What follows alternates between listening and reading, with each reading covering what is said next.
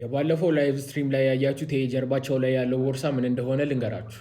የዚህ ዲቫይስ ዋነኛ ስራው ምንድነው? የአውዲዮ እና የቪዲዮ ኢንፑት ይቀበልና ኢንሪል ታይም ወደ ክላውድ አፕሎድ ያደርጋል። ይህንን ለማድረግ ደግሞ ስትሮንግ የሆነ የኢንተርኔት ኮኔክሽን ስለሚያስፈልገው በአንድ ጊዜ መልቲፕል ዋይፋዮች ላይ መልቲፕል ሲም ካርዶችን እና ዋየርድ ኮኔክሽኖችን በአንድ ጊዜ ቦንድ ማድረግ መጠቀም ይችላል። አይዞ እቃውን ከገዛችሁ በኋላ እቺ ቦንዲንግ የምትባለውን ፊቸር ለብቻዋ ነው እንደ ሰብስክሪፕሽን የሚሰጣችሁ። አጠቃላይ ሲጠቀሙት የነበሩ ሴታፕ እንደዚህ ነው። ይሄ ካሜራና አውዲዮ ኢንፑት አለ።